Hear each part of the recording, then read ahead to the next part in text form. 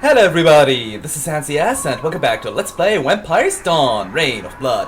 Last time we've been in this chauvinist pig's town called Lomba, and today, well, we're here to get some new magic. Nice! If you're not level 15, the next level you get some new magic. It's not that bad, actually I think I'm a little ahead in levels. So with Walna, if you hit level 15, you can get either the spell Time Distortion or the spell Death Cloud. Death Cloud hits one enemy, has a chance for instant death, but since most of the enemies that I really care about wanting to instant kill are immune to it, I'm going to use Time Distortion because that'll make finding ghosts a lot easier. Alright, next up with Asuka. We have the same shadow spell, of course. For his ice magic, we have Frosty Blades, which enchants the whole party by increasing the attack power, just like Dark Blades. It is a little stronger than that spell, but I wouldn't worry about it, I guess. And we have Giver of Life, which I am going to give a late anyway, so Death Cloud or Frosty Blades are my recommendations, but actually I use neither of them really that much. But you know what, I'm gonna choose Frosty Blades, just because. And lastly, with Elaine, we have Giver of Life as well, which I'm going to give her anyway, but I'll still show you the other spells. We have Fire Rain, a great fire elemental spell, hits all the enemies. And we have Blessing, which removes Curse. We won't be needing that for until the late game. And until, well, once we actually have to deal with Curse, we have a lot of talismans anyway to protect from that status ailment in the first place. So really, you don't need that, and healing spells are far more important. Also, in between episodes, I increased Walna's intelligence by 3 by fusing with some souls. Just so you know. Okay, so now that we have 3 new spells, we want to go to, well, yeah, we want to go to Klena next. So I'll meet you there, and I'll just off-screen getting some silver to sell to get some more money, and go to Klena by myself. So yeah, let's meet up in Klena in just a second. So, why are we back in Klena, you may ask? Well, that thief told us that he would want to go to a place where he could hide in the shadows of high walls, and that is here. And no, thief, we can't just leave you in peace. That'll be far too nice. Huh, so he wants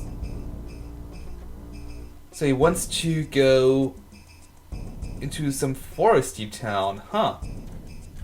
Okay. Let's keep that in mind until later. And this time I actually do mean for quite a while later. First, actually, now I'm not going to try my luck and feed off of enemies here. I'll just run into 4 more of those giant beasts. Yeah. Okay, now that we've found this thief guy, I guess it's a good time to go to some more, well, random dungeons and try to gain some more levels. Because the next place we want to go to that isn't just a random dungeon is quite a bit tough, so we want to be prepared for that. Also, great, now I've got some silver, but I forgot to actually spend it. Yeah, you can buy some new... Oh, that was easy. Some new equipment before you go here. But I want to just, well, go here in the first place because, well, really, I don't want to waste all my money buying equipment. So, werewolves, I think we have fought against them yet. Well, they're here anyway. We also run into wolf enemies in here. I think the werewolves are weak against holy or light elemental spells. But, well, you've seen it in the enemy bio I put on the screen. And since I'm never using magic anyway, I really don't care for the elemental weaknesses. But maybe you have some more use for magic, more than I have.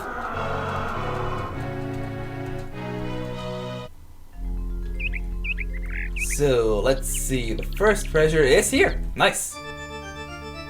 And I guess we fought against the wolves already. But here we have a wolf enemy. That one is, I believe, weak against fire and light. But again, I'm not really that sure. Just keep attacking them. Be careful not to get... I believe the werewolves can actually cause bleeding. But again, I'm not entirely sure on that. That's why I have those enemy bios. So I don't have to remember that kind of stuff. But I'm apparently lucky enough that they only choose to attack me with normal attacks.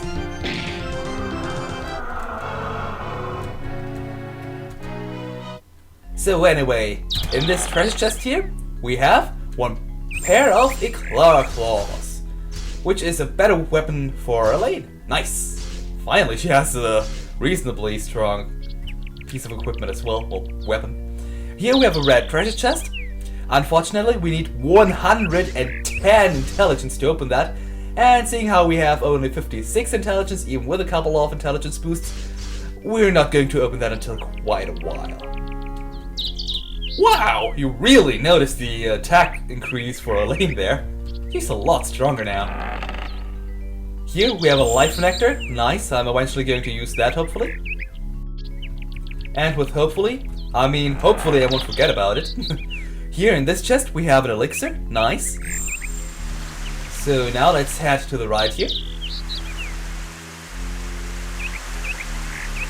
Below here we have our last treasure chest, an anti-disease serum. So let's just head up there, I guess, and leave this forest or not. Okay, so this was the first of the forests we want to explore today. And the second one we want to go to is a little further to the south and to the west. I'll just guide you there like always. Oh, and one thing while I'm just flying around here. Even though we have a better healing spell now, that doesn't mean that we are going to use that a lot of times, because the thing is, the way the healing is calculated, Blood Cure is a lot more powerful, well, if you take the cost of the spell into account as well, than Giver of Life. So you can heal a lot more with Blood Cure than with Giver of Life. However, if you are in battle and the enemy is dealing like half your damage, half your HP and damage, then you might still want to use Giver of Life. So it's more like a last resort kind of spell for right now, while Blood Cure is the overworld healing spell. Just thought I should mention that here. So... no? Okay, I guess we went into a random encounter on this map here. I never find this this forest place here first try.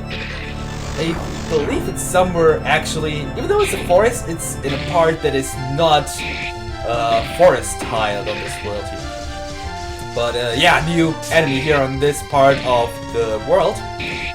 Here we have a wild warrior. It's actually kind of strong, but if it is only one of them, I think we can actually handle him. Just be careful because he can hurt a lot, as you just saw by that guy dealing 30 HP damage to me. Okay then. It should be a little further up, and we have 3 bandits. They're not as strong as the wild warrior, but they're 3. And I can't find. Don't. Okay, let me transform to a bat real quick again. And oh no! It's actually the opposite of what I just said. It's here, the only tile, well, a forest tile, but the only one that is not connected to the huge forest part. So anyway, just walk around this huge foresty tile here, or forest area, and we have 3 wolves. Yikes! That could be a little troublesome, because they can deal quite a lot of damage as well if they crit. Thanks for showing that off so well, wolves. But at least I can show you one of the situations where Giver of Life comes actually in handy. Yikes! And could you please stop attacking a lane? These wolves apparently like me. Or the lane, that is. Okay, let's try to make them bleed. That should make things a little easier. Nice! Critical, always nice as well. And as long as they don't crit me anymore, I should be okay HP-wise. Alright, they're down. And we got a couple of weak souls, nice. Don't forget to heal up in this area here after every battle, even though I'm a bit higher level than in my test runs. And here we have the new kind of enemy in this forest here. The giant frogs. They are weak to ice elemental spells, so Ice Ball comes in handy. And they can confuse you, so this is one of the few times I actually say use your ice elemental spells, because not only does it deal more damage than a normal attack probably, but you have the chance of paralyzing the enemies as well. And the green liquid here is the paralyzing attack. Not paralyzing, but confusing attack. Yeah, let's just attack normally. And the frog waited. Of course. Wow, come on! Well, at least one frog is paralyzed. And fortunately, the Ice Ball spell doesn't cost all that much, and you know what, I'm going to try to paralyze the last frog now as well. And of course.